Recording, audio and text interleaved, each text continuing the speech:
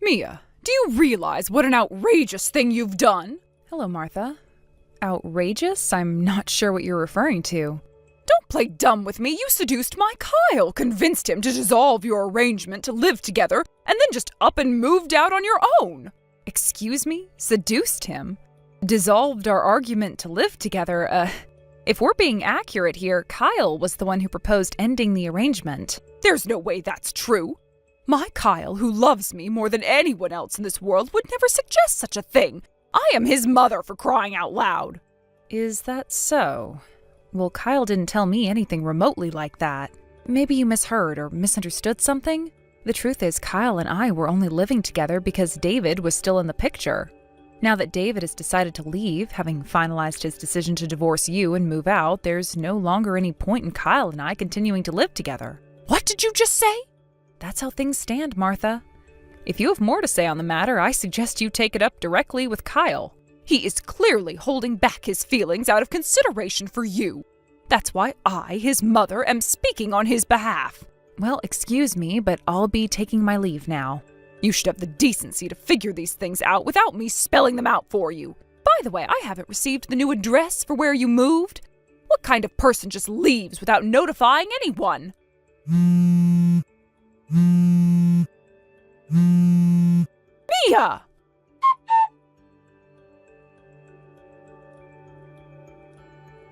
Mia, where are you? Why aren't you at home? Good evening, Kathy. I moved out, so of course I'm not there. Didn't your mother tell you? She told me, but why did you take Kyle with you? Excuse me? I heard this whole thing about you being the one who insisted on dissolving the arrangement to live together. Stop dragging Kyle into your mess. For your information, Kyle is my husband, and it seems like your mother passed along some misinformation. Kyle was the one who suggested we end the choice we made to live together, not me. That's impossible. There's no way Kyle would suggest something like that. This was the perfect time for me to return to the family home. The perfect time? How exactly is it perfect for you, Kathy? You cheated, got divorced, and now you're back at your parents' place as a failed returnee. What's perfect about that?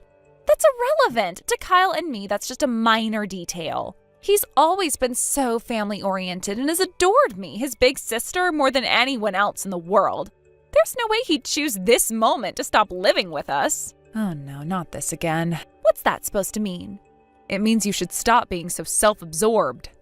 That's what I'd like to say, anyway. Excuse me? Oops, looks like I accidentally hit send. You little... Anyway, I'll be taking my leave now. Wait a second, you still haven't told me your new address. Where did you move to? How could you not share something so important? Mia!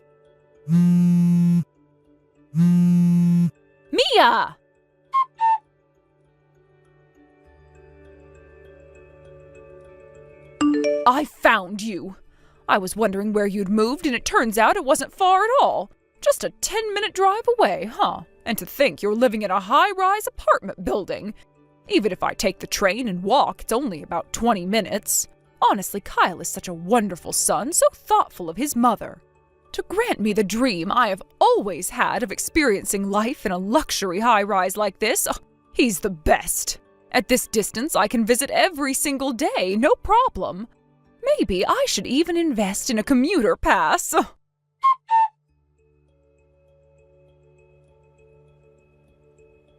I heard from my mother. It turns out you didn't move very far away, huh? See, I knew it. Kyle really does love me so much. So, Mia, how do you feel now that the truth is out? Kyle may seem like he just goes along with whatever you say, but secretly he's doing everything for me. The sister he adores the most. Who would have thought he'd prepare a luxury high-rise apartment just for me? Isn't it shocking? It must have completely blindsided you, right? But in the end, this is my win. With the apartment so close, I can visit daily without any issue. I might actually need to buy that commuter pass after all.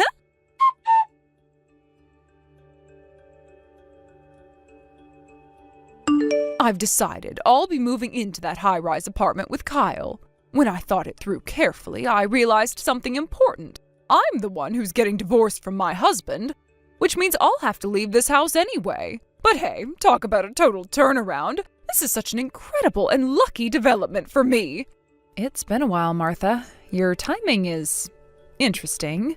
Considering Kyle's grandfather, your father-in-law, just passed away unexpectedly, you seem remarkably cheerful.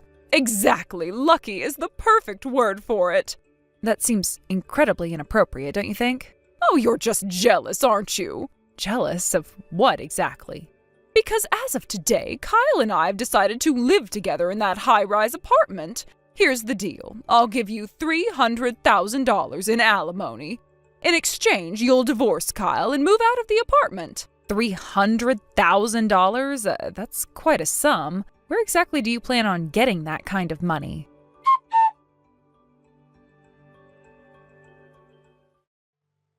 Let me explain that part. Oh, how rare. You're actually getting involved in the conversation. Huh? What's that supposed to mean? Oh, nothing. Please, go ahead with your explanation. You see, our grandfather on Dad's side was quite a wealthy man. Yes, I'm aware. He was once the owner of a large company, and even after stepping down due to age, he continued to grow his wealth through stock investments and other ventures. Exactly, and since Dad is his only son, all of Grandpa's inheritance will go directly to him. Oh, so that's what this is about. But considering that your mother is getting divorced from your father, I fail to see how this situation is anything you should be calling lucky. Oh my, you're not as clever as I thought. Is that so? I think you might want to do a little more research before making assumptions, though. Whatever. Anyway, I'll be moving into that high-rise apartment starting today. By the way, I never got around to asking, how exactly did you manage to track down our address in the high-rise? Oh, one of Mom's friends happens to live in the same building. She said she spotted Kyle there, so she confirmed the room number for me. You're in unit 3602, right? And when exactly was this? I think she said that about a month ago. Quite a while back, then. Well, of course. If I told you about the move too early, you'd probably start feeding Kyle all sorts of sly lies. That's why I waited until after all the moving preparations were done to let you know, nice and last minute. But hey, it's not a bad deal for you either, is it? You're getting $300,000 to divorce Kyle. Not to mention Mom is getting $300 million from the inheritance, so $300,000 is just pocket change for her. Oh, $300 million, you say? Exactly. Anyway, the movers will be delivering everything tomorrow, but Mom and I are heading over by train tonight. Is that so? You'd better sign those divorce papers and pack up your essentials before we arrive. Not that showing up now will make any difference.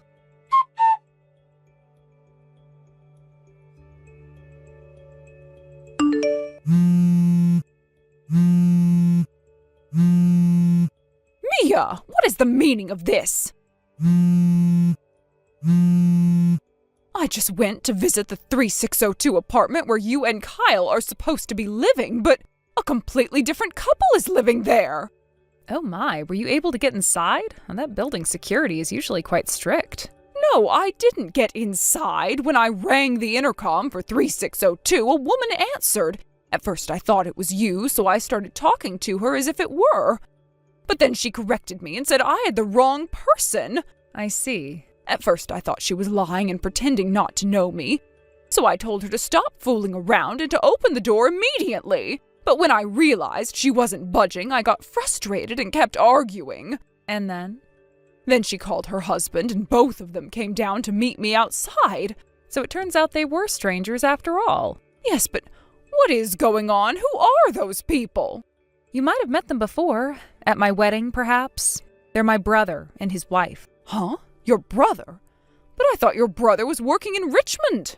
He was. He completed his 3-year assignment there and returned to the Washington headquarters just a week ago. Since the headquarters is nearby, he and his wife moved back into their home in the 3602 apartment of that high-rise.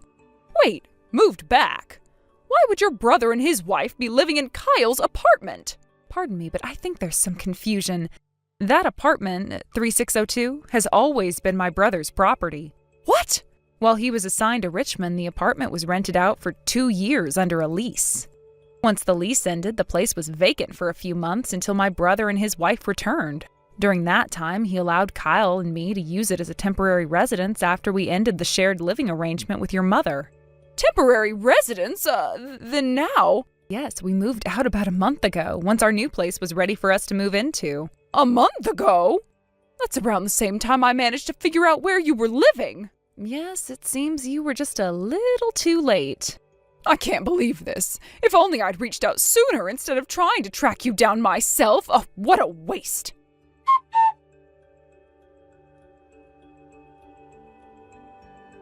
Your current address. Hurry up and tell me. I'm not telling you. We don't care about you. We just want to know where Kyle is. You're irrelevant since we're going to make you divorce him with that $300,000 anyway. Are you still clinging to that plan of paying me $300,000 for a divorce?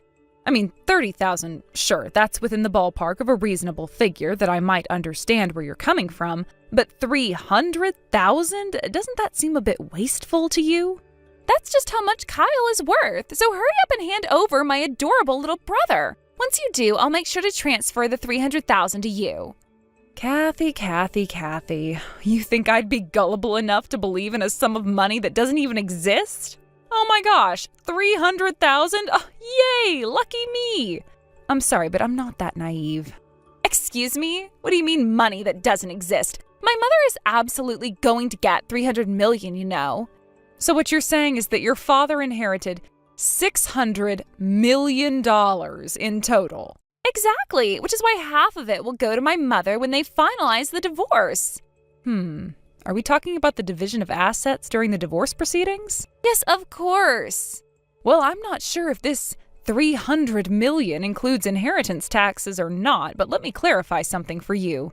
Inheritance money is not subject to asset division during a divorce. What? That's how the law works. Inheritance funds that your father received won't be transferred to your mother at all. What are you saying? If you don't believe me, feel free to ask your father directly. I heard your parents' divorce was finalized today, so I imagine all of these matters have already been settled. Wait, what? I need to check this with my mother right away.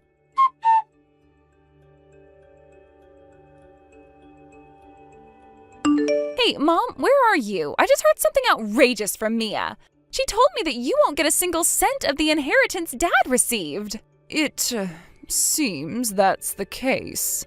What? While you were busy messaging Mia, your father contacted me to inform me that he had officially submitted the divorce papers. So naturally, I asked him, when will the $300 million from the asset division be transferred to me? But then he replied, what are you talking about? The inheritance money isn't subject to asset division. And he added, the only money subject to division is $20,000 from our joint savings. Only $20,000? That's right. Which is why I'm currently on my way back to see your father, to convince him to cancel the divorce. Wait, let me come with you.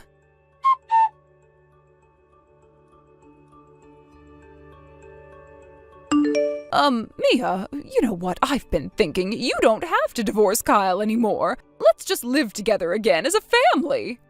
I never had any intention of divorcing Kyle in the first place. What? David turned down the idea of remarrying you, didn't he? And now that you've realized $300 million isn't coming your way, you're panicking. But frankly, that's your issue, not mine. Oh, please, listen to me. Kathy and I are unemployed. But with both you and Kyle earning an income, surely you could support us, right? Oh, about that. Kyle is currently unemployed as well. What? What are you talking about? Wasn't Kyle working for the biggest company in the area, thriving in his career? That company doesn't have a transfer system, right? The farthest a relocation would take an employee is just from the headquarters to a nearby factory or warehouse, within walking distance. But Kyle decided to quit his job, fully aware it would leave him unemployed, because he felt that cutting ties with both of you completely required him to move far away. He's currently focusing all his energy on job hunting. Cutting ties? Didn't you notice how Kyle barely responded to any of your messages or calls? That's probably why you've been bombarding me with messages instead. Well, I just assumed he wasn't replying because you had brainwashed him and turned him against us. Kyle has already switched to a new smartphone with a different number. What? To help him focus entirely on his job search, I volunteered to handle all communications from you and Kathy. I've been holding on to his old phone with his previous contact info. That phone will soon be deactivated. What did you just say? Surely you've realized the truth by now. Kyle has struggled for years with the overwhelming suffocation caused by his mother's excessive affection and his sister's meddling. What are you talking about? When we got married, the condition you set, living together, was something he reluctantly agreed to. But from the very first day of cohabitation, your constant attempts to belittle me as a daughter-in-law pushed him into deep regret. When the drama of David and Kathy's divorce emerged, Kyle saw it as an opportunity. Using the ensuing chaos as cover, we quietly moved out of the house. No way. Kyle left you a message. Here's what he said. Please live the rest of your lives as though your son and brother no longer exist in this world. And goodbye forever. Oh, that's not true. Kyle would never say such a thing. Oh, he did. Actually, when we moved into our new place, Kyle was so overjoyed that he couldn't stop laughing. The sense of freedom must have been overwhelming. Liar! Kyle wouldn't. Give him back. Give me my son back.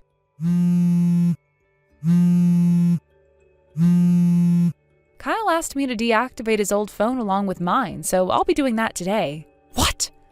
This means there will be no way to contact us ever again. Consider this your final notice. Wait, you can't do this. I won't allow it. How am I supposed to live like this? This is impossible.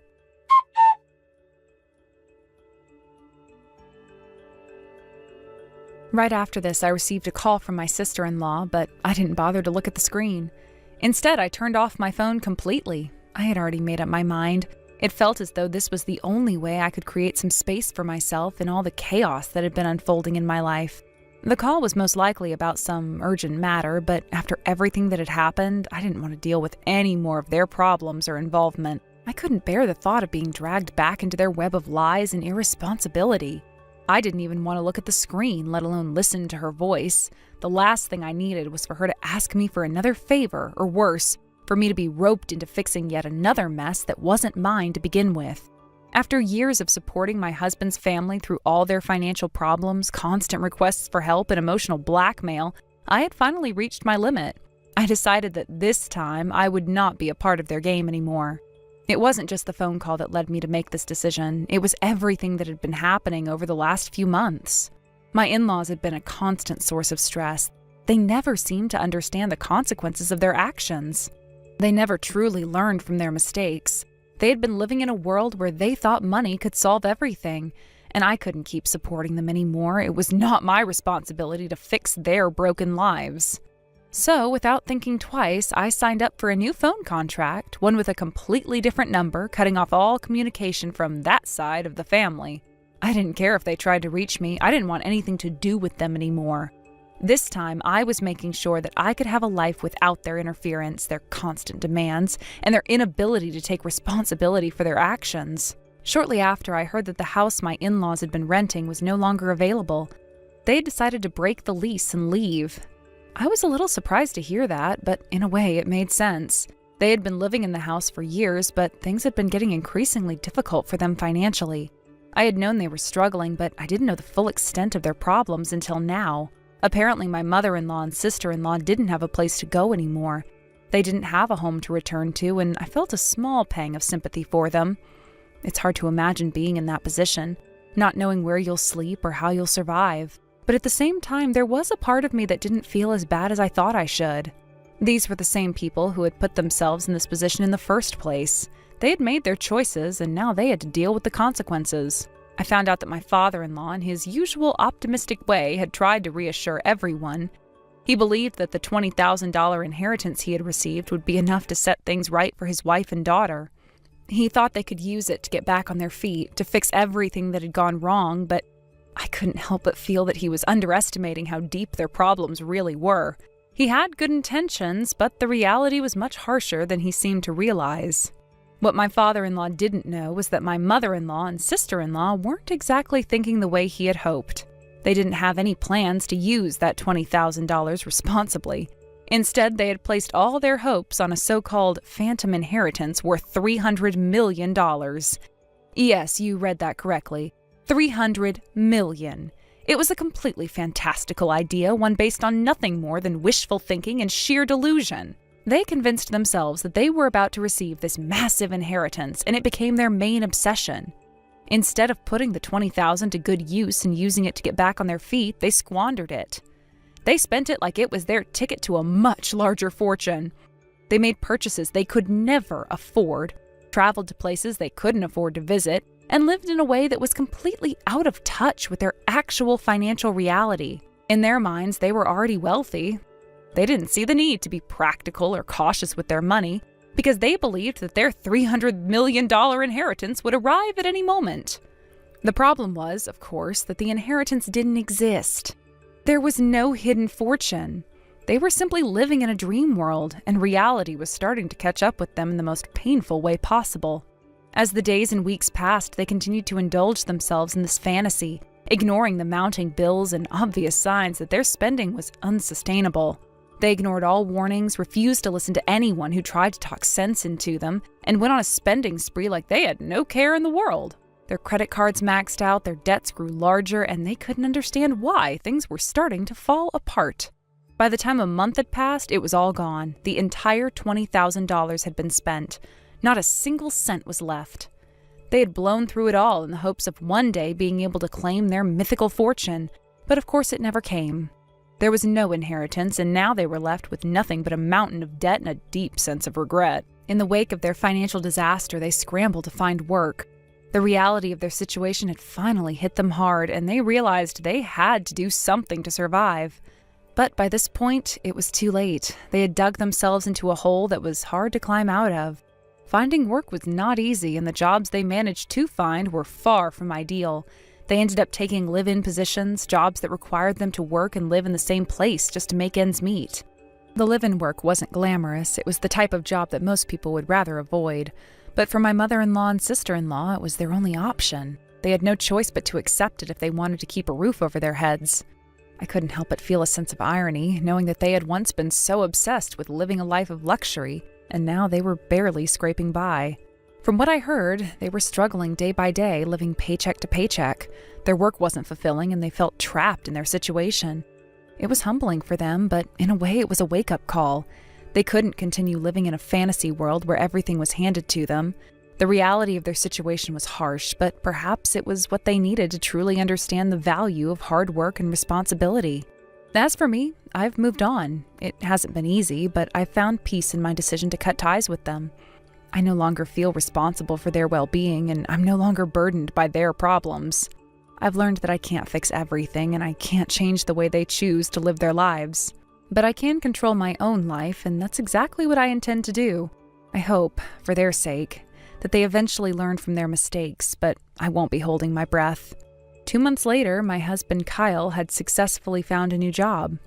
It had been a long and challenging period for both of us as we navigated the uncertainty of his job search and the financial strain that came with it.